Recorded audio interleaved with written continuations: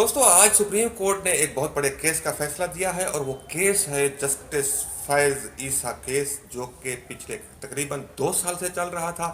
ایک فیصلہ اس کا پچھلے سال جون میں آیا تھا جس میں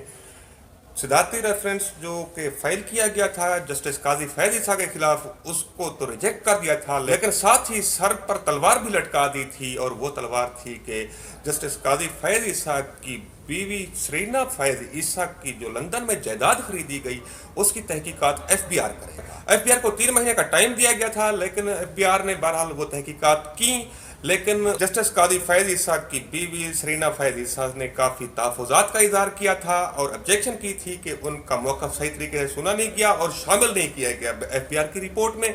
اس کے اوپر ایک اپیل دائر کی تھی جسٹس قاضی فیض عیسیٰ نے، جو کہ 10 رکنی بینچ جسٹس عمر عطا بندیال کی سربراہی میں سن رہا تھا۔ آج اس کا فیصلہ آیا ہے۔ 6 ججوں نے قاضی فیض عیسیٰ کی اپیل کو منظور کرتے ہوئے ان کے حق میں فیصلہ دیا ہے اور ایف بی آر کی تحقیقات کو کالعدم قرار دے دیا ہے، اور ساتھ ہی یہ بھی کہا ہے کہ ایف بی آر کی رپورٹ سپریم جوڈیشل کونسل سمیت کسی بھی عدالتی فورم پر استعمال نہیں ہو سکے گی۔ لیکن ناظرین، ایک چیز جو کہ وضاحت طلب ہے، اور ہم سپریم کورٹ کے سینئر رپورٹر طیب بلوچ صاحب سے خاص طور پر وہ جاننا چاہیں گے کہ فیصلے کے آخر میں ایک چیز لکھی گئی ہے جو کہ قابل غور ہے، اور وہ یہ ہے کہ اس میں لکھا گیا ہے کہ اگر ایف بی آر کی رپورٹ میں جو لندن میں جائیدادیں خریدی گئیں قاضی فیض عیسیٰ کے بچوں اور ان کی بیوی کے نام پر، اگر اس میں کسی قسم کی انوالومنٹ جسٹس قاضی فیض عیسیٰ کی نظر آتی ہے تو پھر یہ سپریم جوڈیشل کونسل اس کو دیکھ سکتی ہے، سن سکتی ہے۔ السلام علیکم طیب بلوچ صاحب، یہ کیا معاملہ ہے؟ دراصل یہ معاملہ کچھ بھی نہیں ہے۔ وہ جسٹس عمر عطا بندیال یا ایک چیز جب بینچ میں سامنے آئی تو وہ ایک کچھ جوائنٹ اکاؤنٹ کا معاملہ تھا، اور شاید اس وجہ سے انہوں نے ایک لکونہ چھوڑ دیا ہے کہ کل کو کچھ ایسی اگر چیزیں سامنے آئی۔ لیکن جیسا کہ آپ نے دیکھا کہ میجورٹی جو ججز تھے 6-4 کی نسبت سے فیصلہ آیا، انہوں نے واضح طور کے اوپر لکھا کہ ایف بی آر کی رپورٹ غیر قانونی ہے، اللیگل ہے، یہ تو لکھا گیا لکھا۔ اور اس کے بعد یہ لکھا کہ یہ کسی بھی فورم پہ سپریم جوڈیشل کونسل سمیت کسی بھی فورم پہ یہ چیلنج نہیں ہو سکتی، اور کیونکہ یہ غیر مؤثر ہو گئی ہے اور اس کی کوئی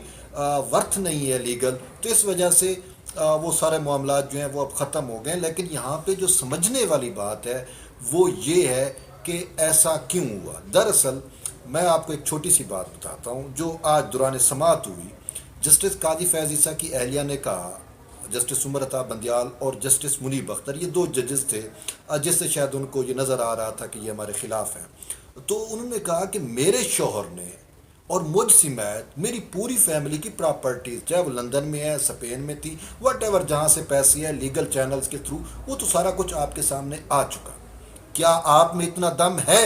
انہوں نے ججز کو کہا کہ بندیال صاحب اور منیب اختر صاحب، آپ اپنے بچوں کی اور اپنے خاندان کی پراپرٹیز کو زہر کریں۔ میرا نہیں خیال کہ یہ ججز جو ہیں وہ ایسا کر سکتے ہیں۔ تو یہ وہ پوائنٹ ہے، ہم بھی یہی چاہتے ہیں۔ اور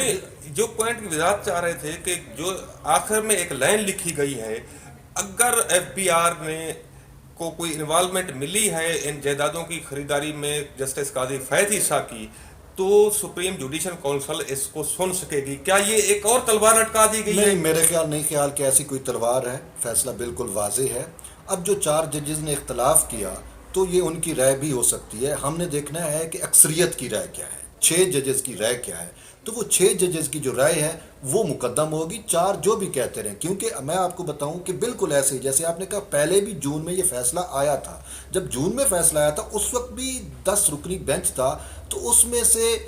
4 ججز نے، مطلب 10 رکنی بینچ تو اس چیز پہ کامن مطلب گراؤنڈ پہ آ گئے تھے۔ 7 ججز نے سپریم جوڈیشل کونسل کا ریفرنس ریجیکٹ کیا تھا۔ انہوں نے نہیں، اس 10 ججز نے تو یہ کہا کہ یہ ریفرنس بدنیتی پہ مبنی، جی ٹھیک ہے، اب وہ اکثریتی فیصلہ تھا۔ لیکن وہ آپ والی بات کہ وہ تلوار 7 ججز نے، اس 10 میں سے 7 نے تلوار لٹکا دی معاملہ ایف بی آر کو بھیج کے، اور پھر ایف بی آر سے وہ سپریم جوڈیشل کونسل میں، اور وہ سارا کچھ تھا۔ اب جو سماعت ہوئی نظر ثانی میں، جو اپیلیں آئیں، ان اپیلوں میں یہ تھا کہ سپریم کورٹ کا وہ فیصلہ جس میں انہوں نے معاملہ ایف بی آر کو بھیجا، وہ فیصلہ اللیگل ہے، اس کو جو ہے وہ سپریم کورٹ اس پر نظر ثانی کرے۔ تو پھر جب آپ نے وہ فیصلہ پڑھا، اس میں لکھا ہوا ہے کہ وہ معاملہ جو سپریم جوڈیشل کونسل کو بھیجا گیا، ہم اسے ریکال کرتے ہیں، یعنی کہ واپس وہ کرتے ہیں، اور پھر ساتھ انہیں یہ بھی لکھا کہ اس کا کوئی لیگل گراؤنڈ اب نہیں ہوگا، اس کو غیر مؤثر سمجھا جائے، وہ کسی فورم پہ نہیں ہو سکتی، یہ اکثریت ہی ہے۔ باقی جو لائن ہے وہ 4 میں سے کوئی بھی جج لکھ سکتا ہے۔ اب ہمیں انہیں جو اختلافی نوٹ لکھنے والے ہیں، ہمیں ان کی بات نہیں بلکہ اکثریتی جو بینچ ہے، جو ہاں، یہ اکثریت تو ہوتا ہے کہ جو اکثریتی فیصلہ بالکل ہوتا ہے وہی قابل عمل ہوتا ہے، پریویل وہی کرتا ہے۔ مانا جاتا ہے۔ لیکن ہم اس کے بیک گراؤنڈ پر بھی آتے ہیں، کیونکہ اس اپیل میں جو پٹیشنر تھے، جو اپیلنٹ تھے، وہ صرف جسٹس قاضی فیض عیسیٰ نہیں تھے، بلکہ سپریم کورٹ بار ایسوسی ایشن نے بھی اپیل ڈالی ہوئی تھی، سندھ بار ایسوسی ایشن نے بھی، اس کے علاوہ Pakistan Federal Union of journalist بھی اس میں اپیلنٹ تھی۔ بالکل تو اس کی کیا وجہ ہے کہ یہ تھوڑا سا بیک گراؤنڈ بتائیں کہ یہ ریفرنس کیا تھا، اور کیوں یہ ریفرنس پیش کیا گیا جس طرح کے پیش کیا کہ وزارت قانون نے بھجوایا صدر مملکت کو، اور صدر مملکت نے اس کو پڑھے بغیر سپریم جوڈیشل کونسل کو بھجوا دیا؟ آخر اس کا بیک گراؤنڈ کیا تھا؟ قاضی فیض صاحب نے ایسا کون سا جرم کیا تھا؟ کون ناراض ہو گیا تھا؟ آپ نے اس میں نا وہ تمام سٹیک ہولڈرز گنوا دیے جو اس کے اندر شراکت دار تھے یا جنہوں نے پٹیشنیں دائر کی۔ اب اس میں آپ کو ایک بتاؤں کہ پی ایف یو جے کیوں گئی۔ پہلی بات یہ ہے چونکہ یہ ہم بھی ایک صحافی سوال ہیں، ہے، بڑا تو سوال پی ہے۔ ایف یو جے کیوں گئی؟ Pakistan Federal Union of Journalist اس وجہ سے گئی کہ وہ یہ سمجھتی تھی کہ یہ قاضی فیض عیسیٰ کا جو کیس ہے، یہ جو ہے عدلیہ آزادی کے ساتھ ساتھ فریڈم آف پریس کے ساتھ جڑا ہوا ہے، کیونکہ آپ کو یاد ہوگا کہ یہ پورا معاملہ اس وقت بنا جب جسٹس قاضی فیض عیسیٰ نے دھرنے سے متعلق فیض آباد جو دھرنا ہوا تھا، اس میں جب انہوں نے ایک بولڈ ڈیسیژن دیا تھا، اور اس ڈیسیژن کے اندر انہوں نے تحریک لبیک پاکستان کے خادم رضوی جب یہاں پہ آ کے اسلام آباد میں بیٹھ گئے تھے اور پورا شہر یغمال بن یہ گیا تھا۔ پچھلی حکومت کے دوران جی تھا۔ پچھلی حکومت کے دوران 2017 میں، یا اس سے 2017 کا شاید یہ وہ کیس ہے، 2018 کے الیکشن سے پہلے کی بات ہے، یعنی کہ جب Pakistan P M L N کی حکومت اپنے آخری اس میں تھی، ٹینیور میں تھی اور آخری دنوں میں تھی، تو یہ اس ٹائم کا ایک سینیریو ہے۔ تو تحریک لبیک پاکستان ختم نبوت کے ایشو کے اس اوپر، فیصلے میں جسٹس قاضی فیض عیسیٰ نے کیا لکھ کر کس کو ناراض کیا تھا؟ جی اس میں جسٹس قاضی فیض عیسیٰ نے، جو ہمارے چوکیدار ہیں، وہ ان سے ڈائریکٹ براہ راست ناراض ہو گئے، جیسے ہم نے دیکھا کہ وہ پیسے بھی بانٹتے رہے۔ قاضی فیض عیسیٰ نے انٹیلیجنس ایجنسیوں کو یہ کہا کہ آپ ہمیں یہ بتائیں کہ مولانا خادم رضوی کو فنڈنگ کہاں سے آ رہی ہے، اور یہ اتنا بڑا دھرنا کیسے ہو گیا؟ تو انٹیلیجنس ایجنسیوں نے جو ہے وہ دینے میں ناکام ہو گئی۔ تو پھر قاضی نے کہا کہ آپ ہم پریس والوں سے پوچھیں تو وہ تو ہمیں بتا سکتے ہیں، اور پاکستان کی جو سب سے اعلیٰ ایجنسی سمجھی جاتی ہے اس کو یہ بھی نہیں پتہ۔ پھر اس کے ساتھ ساتھ انہوں نے ایجنسیوں کے جو کردار ہے اور دھرنے کے اندر جو کردار تھا اس پہ سوالیہ نشان اٹھایا، ایک چیز۔ دوسری، انہوں نے جو اس ٹائم فریڈم آف پریس کی جو بات ہے، آپ کو یاد ہوگا جب فیض آباد والا دھرنا ہوا تھا تو تمام ٹی وی چینلز پہ بلیک آؤٹ ہو گیا تھا اور تمام سکرینیں بند ہو گئی تھی۔ تو وہ فریڈم آف پریس کے ساتھ بھی یہ معاملہ جڑا، اور قاضی فیض عیسیٰ نے پھر اسی فیض آباد دھرنے کے اندر پاکستان کے کنٹونمنٹ ایریاز کے اندر جو اخبارات اور جو ٹی وی چینلز بین کیے گئے، بین تھے، تو وہ بھی انہوں نے کھلوائے، ایک بات۔ پھر اور بات یہ ہے کہ تحریک انصاف اور پھر جو پاکستان وہ ہے اپنی ایم کیو ایم ہے، جس کو فروغ نسیم ریپرزینٹ کرتے ہیں، اس سے متعلق بھی انہوں نے آبزرویشن دی تھی کہ یہ دونوں جماعتیں جو ہیں وہ جلاؤ گھیراؤ کی سیاست جو ان کی تھی، جس میں دھرنے بھی تھے، 126 دن کا دھرنا تحریک انصاف نے دیا۔ پھر ایم کیو ایم کا جو 12 مئی کا کردار ہے کراچی کے اندر جس میں قتل عام ہوا وکیلوں کا، انہوں نے ان ساری چیزوں پہ سوالیہ نشان اٹھائے۔ تو یہ جو سٹیک ہولڈر تھے، جس میں انٹیلیجنس ایجنسیز تھیں، اس کے ساتھ سٹیک ہولڈر تحریک انصاف بنی، پھر ایم کیو ایم بنی، یہ تینوں خیف ہو گئے قاضی فیض عیسیٰ سے، اور پھر انہوں نے اس میں اگرچہ نظر ثانی دائر کی، لیکن وہ نظر ثانی میں پھر نہیں گئے، اس کی سماعت بھی نہیں ہوئی، لیکن انہوں نے کہا کہ نظر ثانی سے بہتر ہے کیوں نہ ہم جسٹس قاضی فیض عیسیٰ کو اس عہدے سے ہٹا دیں، ایک بات۔ دوسری بات، جسٹس قاضی فیض عیسیٰ سپریم کورٹ کے سینئر جج ہیں، اور انہوں نے جسٹس عمر عطا بندیال کے بعد دو ہزار غالباً اب 21 ہے، 22 23 میں چیف جسٹس بھی بننا ہے کہ جب پاکستان میں عام الیکشن ہوں گے، اگر یہ حکومت اپنا 5 سال کا ٹینیور پورا کرتی ہے تو جب عام الیکشن ہوں گے تو اس وقت جسٹس قاضی فیض عیسیٰ نے چیف جسٹس ہونا ہے. تو وہ جو سٹیک ہولڈرز ہیں جو پولیٹیکل مینوپولیشن یا پولیٹیکل انجینئرنگ کرتے ہیں، مطلب ان کو اصل خطرہ قاضی فیض عیسیٰ کے چیف جسٹس آف پاکستان بننے کا ہے. اور آپ کے کہنے کا مطلب یہ ہے کہ کچھ طاقتیں پاکستان میں جو کہ سب سے بڑی طاقتیں ہیں وہ قاضی فیض عیسیٰ صاحب کو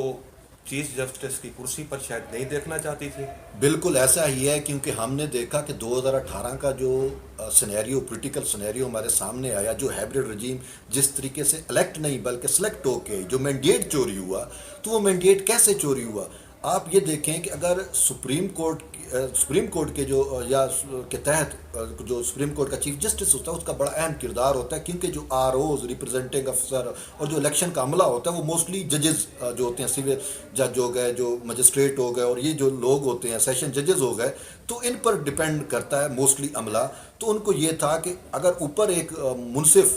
اعلیٰ قاضی فیض عیسیٰ جیسا جج ہوگا تو پھر ہم پولیٹیکل انجینئرنگ اپنے طور پہ نہیں کر سکیں گے. تو اس وجہ سے وہ خیف تھے، اور ان کو یہ پتہ تھا کہ 2023 میں ہم اپنی اس طرز کی پپٹ گورنمنٹ نہیں بٹھا سکیں گے قاضی فیض عیسیٰ کے ہوتے ہوئے. تو اس وجہ سے وہ قاضی فیض عیسیٰ کو یعنی کہ وہ چیف جسٹس بننا نہیں دیکھنا چاہتے تھے. تبھی یہ ساری ایک کہانی جو ہے ان کے خلاف ایک رچائی گئی، اور جس طریقے سے ریفرنس آیا، اور پھر جس طریقے سے ان کا میڈیا ٹرائل بھی ہوا ایک جج کے پاس. کیا ہوتا ہے ایک جج جو ہے نا وہ میڈیا پہ تو آ کے اپنا بیان نہیں کر سکتا، تو اس کے پاس کوئی ایسا پلیٹ فارم نہیں تھا کہ وہ اپنی بات جو ہے وہ بتاتا. جایا کہ ہم نے دیکھا کہ مختلف ٹی وی چینلز پہ اور ایون کہ پی آئی ڈی کے اندر اس وقت کی جو وزیر اطلاعات تھیں فردوس عاشق امان، وہ اور وزیر قانون، یہ سب ان کے خلاف جو ہے وہ بیان بازی بھی کرتے رہے، اور میڈیا ٹرائل ہوتا رہا. تو پھر انہوں نے کہا کہ اب اس ساری چیزوں سے بہتر یہی ہے کہ میں اپنا مقدمہ خود لڑوں. پہلے کیس کے اندر جو ہے جسٹس قاضی فیض عیسیٰ کے وکیل تھے منیر ملک، پھر انہوں نے وکیل کی بجائے ذاتی طور کے اوپر، جج تھے لیکن ذاتی طور کے اوپر وہ وکیل کے طور کے اوپر ایک شکایت کنندہ کے طور پر ذاتی حیثیت میں نظرثانی میں پیش ہوئے، اور انہوں نے ایسے دلائل دیے کہ جیسے وہ ہماری سرائکی میں بھی کہتے ہیں کہ دریا ہکے کنی نہیں باندھا. تو پہلے جو 7 ججز تھے جو اس سائڈ پہ تھے، تو ان کے اس دلائل سے متاثر ہو کے جو ہے وہ ججز جو ہے انہوں نے اپنا پوائنٹ آف ویو چینج کیا. یعنی کہ ان میں 2 ججز جو 6 جنہوں نے فیصلہ دیا، 2 ججز وہ ہیں جو 7 ججز کے ساتھ پہلے تھے، پہلے خلاف فیصلہ دے چکے تھے. تو انہوں نے وہ اپنا فیصلہ بھی واپس لیا. تو اس وجہ سے اب قاضی فیض عیسیٰ کی جو ہے وہ جیت ہوئی. دراصل یہ قاضی فیض عیسیٰ کی جیت نہیں ہے، یہ فریڈم آف پریس کی جیت ہے، یہ آزادی، عدلیہ آزادی انصاف کی جیت ہے. یہ انصاف کی جیت ہے. لیکن یہ کتنا بڑا المیہ ہے جی کہ پاکستان کی سپریم کورٹ جو کہ سب سے بڑا انصاف دینے والا ادارہ ہے، سپریم کورٹ سے اوپر تو کچھ نہیں ہے نا، نہیں کچھ نہیں، کچھ بھی نہیں ہے، تو اس کو مینوپولیٹ کرنا، اس کا ایک جج کٹہرے میں کھڑا ہو گیا انصاف کی بھیک مانگتا رہا، 2-2.5 سال یہ کیس چلتا رہا، دنیا یہ تماشا دیکھتی رہی ہے، انٹرنیشنلی یہ کیس ہائی لائٹ ہوا، اور کہا جاتا ہے کہ ججوں کو مینوپولیٹ کیا گیا. یہ سارا کچھ سپریم کورٹ کی حد تک ہوتا ہے، کیا یہ یقین کرنے کے قابل ہے؟ رانا صاحب ہماری تاریخ جو ہے نا وہ ایسے بہت سے واقعات سے بھری پڑی ہے. سپریم کورٹ جو انصاف گاہ جسے ہم کہہ سکتے ہیں عام زبان میں، جو انصاف سب سے بڑی انصاف گاہ ہے جہاں پہ لوگ امیدیں لے کے آتے ہیں. اور آپ نے دیکھا، ہم نے دیکھا، ہماری تاریخ گندی ہے، اور خاص کر عدالتی تاریخ دیکھتے ہیں کہ یہی منصف جو کالا چوگا پہنے ہوتے ہیں، یا آپ اسے جبہ کہو، اس پہ سنہری پٹی لگی ہوتی ہے، اور بڑا یوں تو قرآن و حدیث پڑھ رہے ہوتے ہیں، لیکن جب وہ فیصلے دیتے ہیں تو کیا دیکھتے ہیں کہ کیسے وہ خود اپنے ہاتھوں سے انصاف کا قتل کرتے ہیں. اس کی سب سے بڑی مثال شہید ذوالفقار علی بھٹو شہید کا کیس ہے. یار آپ باقی چیزوں کو چھوڑیں، وہ ایک ایسا کیس ہے جس کو خود عدلیہ وہ اس کو ایز اے نظیر بھی پیش نہیں کر سکتی، اتنا بھونڈا کیس. اسی وجہ سے جسٹس قاضی فیض عیسیٰ جب دلائل دے رہے تھے اسی نظر ثانی میں اندر، انہوں نے واضح طور کے اوپر کہا، کہتے ہیں کہ مائی لارڈ، کیا آپ کو نہیں پتا کہ جب بھٹو شہید کا کیس سنا جا رہا تھا تو اس وقت ججز کی کن پٹی پر بندوق والے کھڑے ہوئے تھے، اور انہوں نے بندوق تانی ہوئی تھی اور بھٹو کو عدالتی قتل کرایا. اچھا، آپ یہ باتیں تو کہہ رہے ہیں، آپ کی یہ باتیں ٹھیک بھی ہیں، لیکن میرے نزدیک آپ کی یہ باتیں غلط بھی ہیں. کہ آپ میرے اس پروگرام میں مہمان ہیں، لیکن میں پھر بھی آپ کو معذرت کے ساتھ یہ بات کرنا کی جرات کر رہا ہوں کہ ہمیں تو یہ کہا گیا تھا کہ یہ وہ عدلیہ ہی نہیں ہے، وہ عدلیہ اور تھی، یہ عدلیہ اور ہے. یہ نیا عہد شروع ہوا تھا، ایک تحریک چلی تھی آپ کے سامنے، آپ رپورٹنگ کرتے تھے بالکل کہ بالکل وہ ریاست ہوگی ماں کے جیسی، در در پہ انصاف ملے گا. بالکل. کیا در در پہ انصاف بکے گا کہا تھا یا ملے گا کہا تھا؟ در در پہ انصاف قتل ہوگا شاید. تو اب تو یہی صورتحال ہے. دراصل وہ ایک تحریک تھی جس کو پھر ہائی جیک کر لیا گیا. لیکن رانا صاحب آپ صحافی ہیں اور میں آپ کو دعوت دیتا ہوں آپ کبھی سپریم کورٹ آئیں، اور کچھ ایسے دنوں میں جب سپریم کورٹ کا میوزیم کھلا ہوگا تو ایسے بدبودار ججز جنہوں نے خود انصاف کو قتل کیا، ان کو ہیرو کے طور کے اوپر، ان کے وہ جو پہنتے ہیں کالے چوگے، ان کے قلم ان کو سجا کے رکھا ہوا، اور ایسے قلم جیسے بھٹو شہید جیسے ایک عظیم شخص کو قتل کیا گیا تو وہ اس کو عدالتی اس کے مطلب پروٹوکول کے تحت سجا کے رکھا ہوا ہے. جب ہماری عدلیہ میں ایسے لوگ جو انصاف کے قتل کرنے والے ججز کے ہیرو ہوں گے تو پھر یہ قتل کی جو روایت ہے انصاف کی وہ ایسی چلتی ہی رہے گی. تو اسی وجہ سے وہ جو ایک ریاست ہوگی ماں کی جیسی کا نعرہ لگا عدلیہ آزادی کے دوران یا عدلیہ بحالی کی تحریک کے دوران، اس کو آپ کو بھی پتہ ہے ہمیں بھی پتہ ہے کیسے ہائی جیک کیا. اور پھر اس وقت کے جو منصف تھے افتخار محمد چودھری صاحب چیف جسٹس، انہوں نے پھر کس طریقے سے اسی عدلیہ ہم کو، اسی دیکھتے عدلیہ رہے آزادی کو کہ رات کے مینوپولیٹ کیا. 1 بجے بھی جمہوری حکومت کے خلاف نوٹس لیے گئے. جی جی. یہ بھی ہوا ہے. تو وہ مینوپولیشن کا وہ جو اصل میں یہ دیکھیں اسٹیک ہولڈرز ہوتے ہیں. تو وہ میں آپ کو ایک بات کہوں، ایک جج تھے سپریم کورٹ کے چیف جسٹس، میں اپنے طور پہ بات نہیں کر رہا، میں ایک حوالہ دے رہا ہوں اور آن دی ریکارڈ بات ہے، ان کی گفتگو پبلک ہو گئی تھی. اس میں انہوں نے کہا تھا کہ یہاں پہ دانہ ڈالا جاتا ہے، جو جج دانہ چگ لیتا ہے اور جو ایک دفعہ دانہ چگتا ہے پھر وہ اس سے باہر نہیں جا سکتا، تو وہ دانہ چگتا ہی رہتا ہے. تو اب بھی ہم دیکھتے ہیں کہ سپریم کورٹ میں